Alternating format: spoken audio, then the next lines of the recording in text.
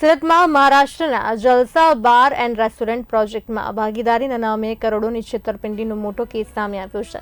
આરોપ છે કે માતા પિતા અને પુત્રની ત્રિપુટીય ભાગીદારી અને રોકાણના બહાને લોકો પાસેથી આશરે ₹12.63 કરોડથી વધુની ઠગાઈ કરી હતી।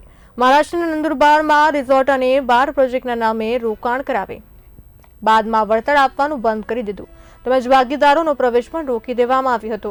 આ મામલે સલાબતપુરા પોલીસ સ્ટેશનમાં ગુનો નોંધાતા સુરત ઇકો સેલ અને ક્રાઇમ બ્રાન્ચે તપાસ હાથ ધરી અને પટેલ પરિવારના 3 સભ્યોની ધરપકડ કરી છે। પોલીસ સમગ્ર પ્રકરણમાં ઊંડાણપૂર્વક તપાસ શરૂ કરી છે। ફરિયાદી શ્રી ચંદ્રેશભાઈ લાકડાવાલાએ મહારાષ્ટ્રના લકડકોટ ખાતે આવેલ વિસ્તારમાં જલસાબાર નામનું અને રોસિયા રિસોર્ટ તરીકે એક પ્રોપર્ટીમાં પોતે ભાગીદાર તરીકે રોકાણ કરેલું હતું અને આ રોકાણ કર્યા બાદ એમણે જે ભાગીદારો સાથે રોકાણ કરેલું હતું એ રોકાણ અનુસંધાને તેઓને તેમના અન્ય ભાગીદારો તરફથી કોઈપણ પ્રકારનું વળતર વગેરે મળવાનું બંધ થઈ ગયું।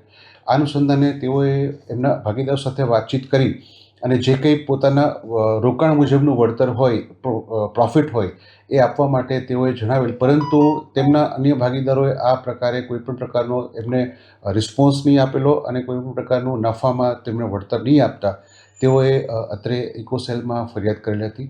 જે અનુસંધાને સરબતપુરા ખાતે ગુનો નોંધી આરોપી વિરુદ્ધ તપાસ કરતા આરોપીઓ ખુશમન પટેલ અને અન્ય તેમના પરિવારના 2 સભ્યોને અમે ધરપકડ કરેલી છે। તેમના પત્ની પણ ધરપકડ કરવામાં આવેલ છે અને આગળ